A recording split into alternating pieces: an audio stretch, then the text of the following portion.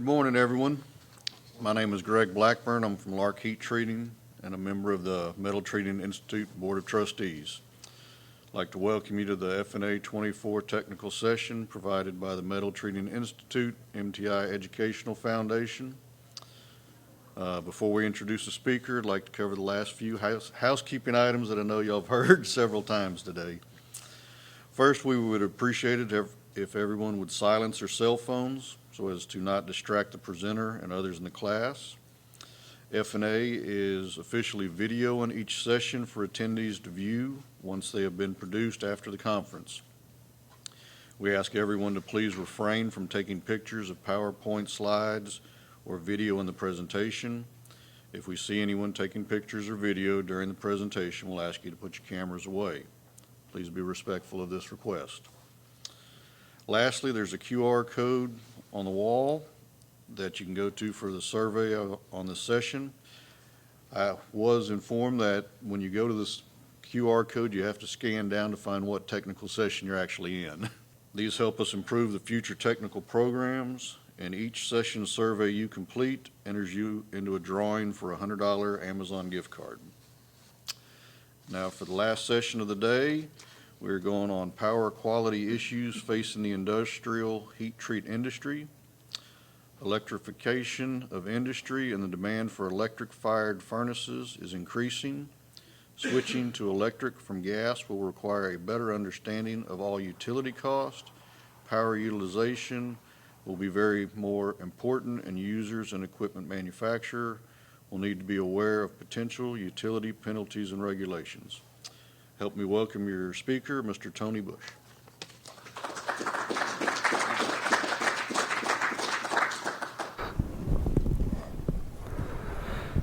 All right, good morning, everybody. As Greg mentioned, this is the last session of the day, so I'm happy to be in front of you guys and kind of go over a couple of topics here. So my name is Tony Busch. I'm the North American Sales Manager for Control Concepts.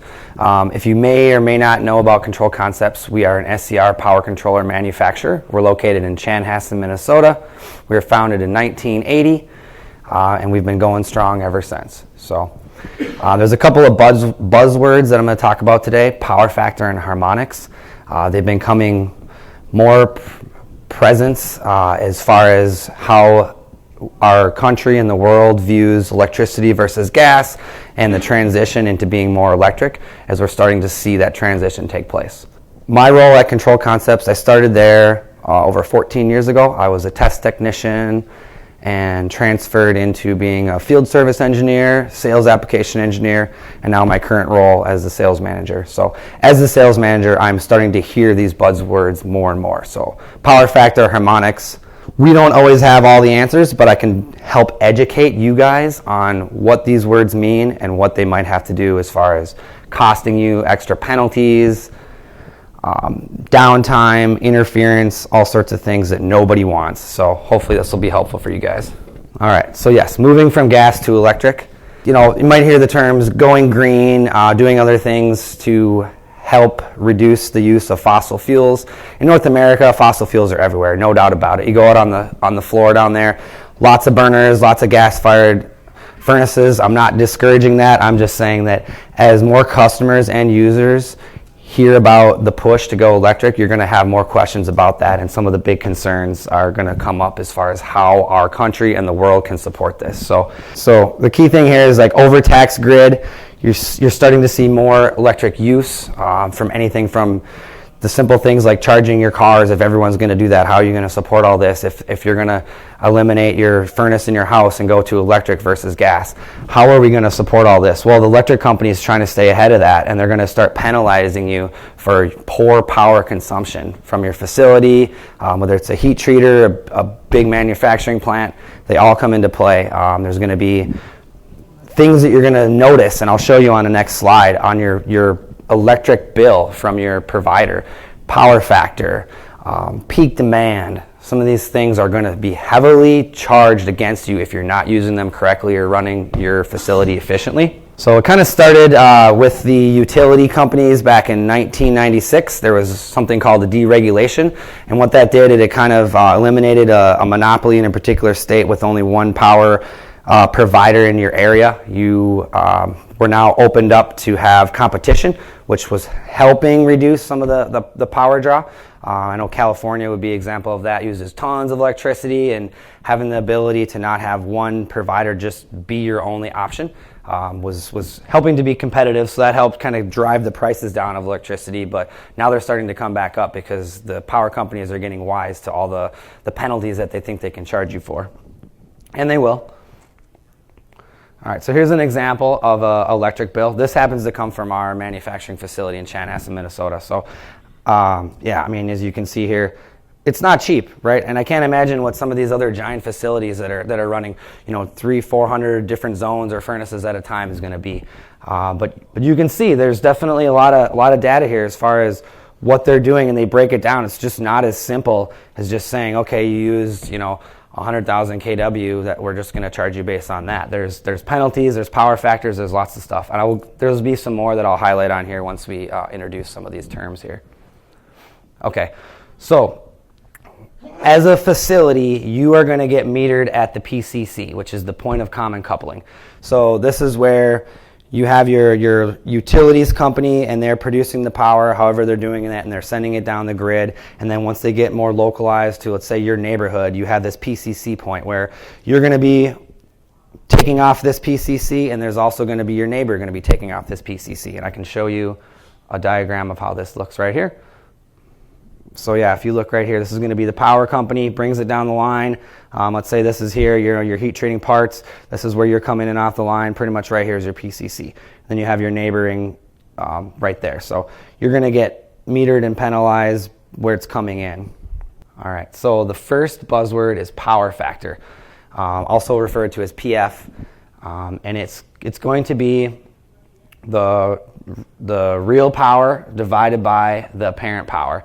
So you're going to have power that you're actually using, but then there's also so you have working power, and then you have apparent power. So there'll be another slide that I can use to show you what the differences between these two are. But you can see the diagram down here. So you're not always, what the power company views as what you're using isn't always what you're using. So you create this power factor, and you're going to get penalized if your power factor is too poor. So it's expressed in a percentage. So the higher the percentage is going to be better, so much more efficient. So if you can get above a 0.9 or 90% power factor, you're usually, for the most part, in the clear. You're not going to get a lot of these penalties. But when you start to dip down into lower power factors, 75% or less, or 90% or less, you're gonna start to see these power factor penalties, and there's things you can do to help correct them. So an example would be just simple math down here, right? If your facility runs at 100 kW, but you're using equipment that's going to produce a bunch more apparent power or kind of wasted power, your power meter is going to see that you're drawing actually 125 kVA. So therefore, your power factor is going to be 80% or 0.8. It depends. So, all right, here's a beer mug analogy. I saw this one yesterday actually by one of my friends, Brian Turner with Roman Manufacturing.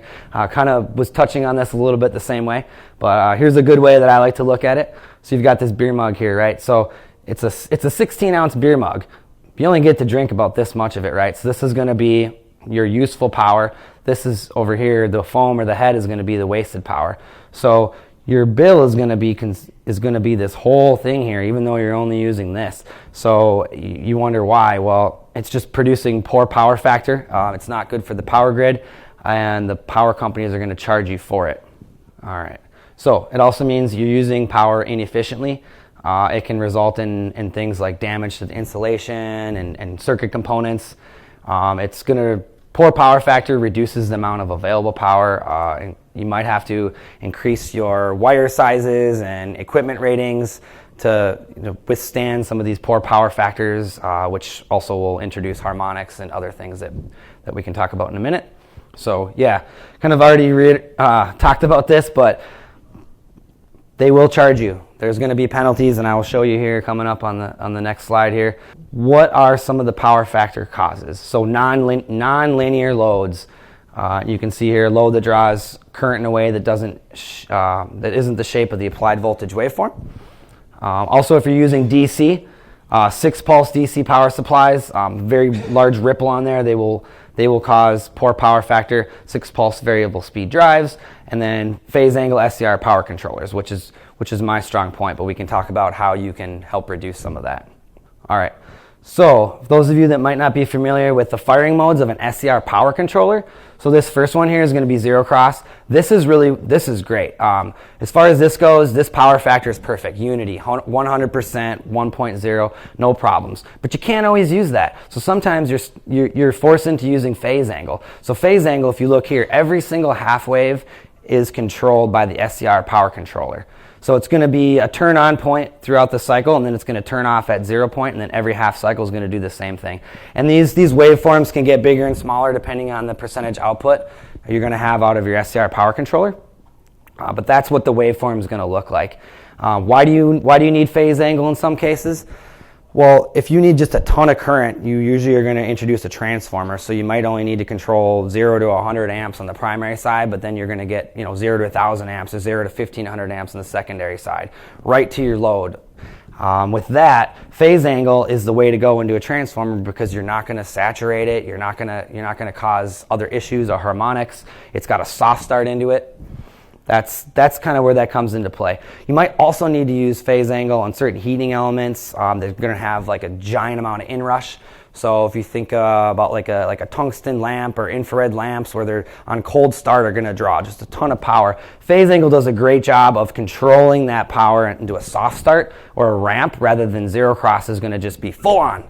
And you may end up, if you just go zero cross into one of those exotic type of heating elements, molybdenum disilicide might be another one. You could end up tripping breakers, blowing fuses, causing other damage, destroying your heating elements just by the amount of inrush. There's a third firing mode, and this is a control concepts term. We shorten it down to ZCT, but it would be a zero cross transformer mode. And this can be a great way to combine these two together and allow a soft start and then switch into zero cross. And I will show you more specifics on a different slide here. All right, so phase angle, kind of talked about it. What it is you're in control of every single half cycle, and you're going to phase up and down depending on how much power you need to your load. All right, so going back to the electric bill, you can see up in the corner circled in red, that's going to be a power factor. Now this also came from our facility. And this is actually a good number. When we moved into a new building in 2020, we weren't expecting it to be such a good power factor, but we have a lot of other equipment that isn't phase back or is not inductive loads, very linear types of loads. Other pieces of machinery or lighting or HVAC. There's a lot that contributes into that because I can guarantee you that we test all of our power controllers on the line and we phase everything up and down, and if you were to put like a power factor analysis right on where our test lines are, you would see a much poorer power factor. But this is the overall facility, so it's something to keep in mind. If you think you have equipment that's going to have poor power factor, it might not always be the case at the PCC where they're taking this from. So in this case, we're actually doing pretty well on that. And as I mentioned before here, this 0.9 is It can vary by utility company, but that's going to be kind of the standard where if you get below that, you're now in a poor power factor situation and there's a good potential for penalties. Okay, this is the ZCT mode. So this is a way to help improve power factor with an SCR power controller. So what this offers is it offers a soft start phase angle firing, then it automatically transitions into a zero cross firing mode or full wave firing, and then you have an off period and then it repeats. Because zero cross it blinks on and off. So you have like a on period, off period, on period, off period. This simulates that the same way, but in those on periods, it's not just instant full wave. It's going to ramp itself up. And depending on the transformer rating that you have determines how many of these phase angle cycles you have to fire. So a Tesla rating is one of the examples of how you could rate that. K factor is another one. I was talking to a transformer manufacturer yesterday, and they really only talk about the K factor. So I learned a little bit about that. The lower the number is always going to be better. So if you have a transformer that's a 2K factor, that's good. It's probably going to be a little bit more of an expensive transformer, but if you know that you need that to be able to do some sort of firing mode like this, then that's great. But if you're just using something that's not concerned about power factor, or you're not using a power controller on the primary side, you wouldn't necessarily need to spend up on a transformer that has a higher K factor. But it's definitely critical because something that's A transformer that's made with, let's call it more iron core, different spacing of the windings, you're going to be able to use less phase angle cycles before we transition into zero cross. With the Control Concepts version, you're able to designate the number of phase angle cycles you use before you switch into zero cross, and then this is repeating over and over again. So usually the amount of cycles is going to be anywhere from 8 to 20. 20 being kind of the worst case. If you can't do it in 20 cycles, ZCT may not even work. You might just have too poor of a transformer, or something else in the equipment is just not going to allow it to happen. But if you can get all the way down 10 or less, you're in really good shape. You're going to be able to achieve these power factors of 0.9 very quickly. And that's kind of the goal with this whole process of ZCT, is it's going to remain on in a full wave firing as long as it needs to before it turns off and then starts back up again to achieve this 0.9, because anytime you're firing in this full wave, you're at unity. So you kind of would take an overall average of phase angle combined with the zero cross, and you're going to end up with a better power factor than if you were running just standard zero cross. All right, so another penalty that comes up is peak demand.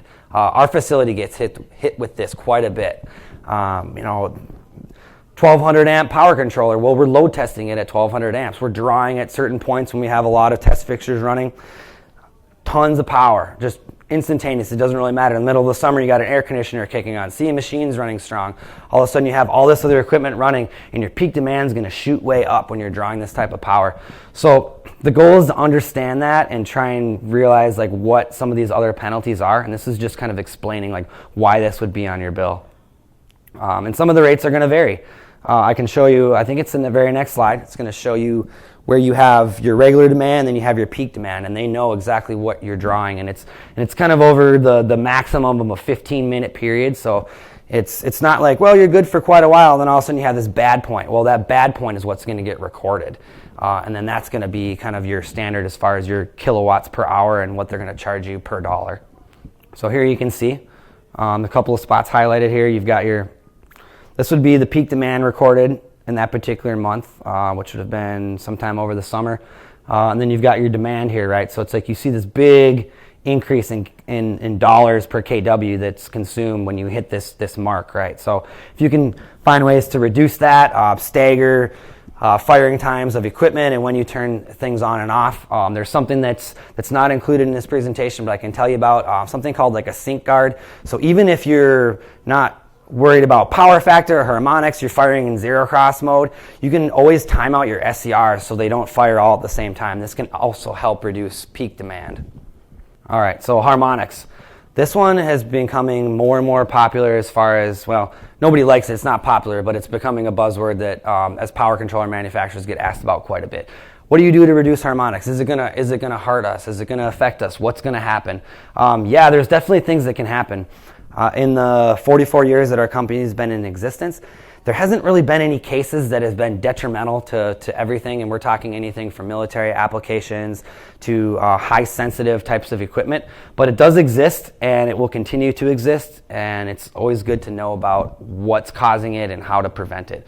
Some of the harmful things that can happen here, it's going to cause all sorts of unwanted wear and tear on all of your products, whether it's a transformer or your heating elements.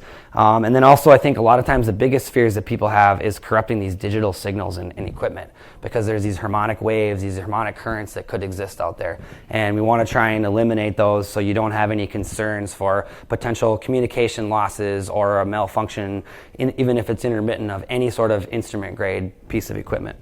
All right, so they are difficult to identify. You can find charts. Control Concepts has charts as far as what all the different harmonic waves are, and we're happy to share those with you. But just kind of understanding that it really takes a lot of expert analysis to dig down and figure out what kind of harmonics are at your facility. If you have a transformer that's humming, or you have equipment that's malfunctioning, it could be due to harmonics. But it just kind of depends. I will show you what would cause some of these harmonics. All right, so harmonics are not a problem until they are a problem. So they may exist and they may not be affecting you. That's fine. You shouldn't have to worry about them too much, but just know that they could potentially be there in any sort of nonlinear loads, any sort of phase angle controlling, things like that. So what can happen is you're going to get utility penalties, production losses, and malfunction. So if you see these things here obviously correction needs to happen. And there's different ways to go about correcting that. So some of the things that you would notice on why you would have harmonics is you get overheating of different devices, vibrations. You can hear the harmonics in like transformers or other things humming. You may get breaker trips. You could get overheating on the neutrals and voltage notching. So if you were to put an oscilloscope on your line power and you don't expect to have poor line quality, maybe little dips or notches in your AC incoming line, it could be due to harmonics. All right, so how to help reduce them, the harmonics specifically. So this is on an individual piece of equipment, specifically very local to it. So you can install line reactors, DC chokes, isolation transformers. If you're running DC, you could, rather than a 6 pulse, you could switch into a 12 or an 18 pulse system. And there's also active front end drives. These are all ways to help reduce harmonics. This is on an individual piece of equipment. Now, more on the system harmonic, there's companies out there that will use harmonic filters. There's phase shifting transformers. You can oversize your equipment. And then use of non-harmonic generated equipment, so linear loads. So if you have the ability to do heat treating and you're deciding what to use, definitely a more linear load is going to help reduce your harmonics and potentially poor power factor as well. All right, so the IEEE 519, this is a recommended practice. I encourage you guys to look it up and figure out what works best for you, but these are all recommendations. So it's the Institute of Electronic and Electrical Engineers. And there's a few things that they particularly call out, and if you can follow these practices, you're going to be in pretty good shape as far as battling harmonics and power factor as best as you can. All right. What can you do about power factor and harmonics? You can have a power quality analyst come out and take a look. You can determine if it requires preventative action. It may or may not. Poor power factor and harmonics doesn't always mean you need to have corrective action, but it does exist, and it's always good to be aware of what it is. It can extend the life of your heaters, of your products, of your transformers, pretty much anything. You know, if you're getting hot neutrals or poor connection points getting hot, it could all be due to these harmful harmonics that do exist in some cases. So highly encourage, if you think you have any of these, to contact a professional to come out in your local area to take a look at it, do analysis on it, and you can go from there. So,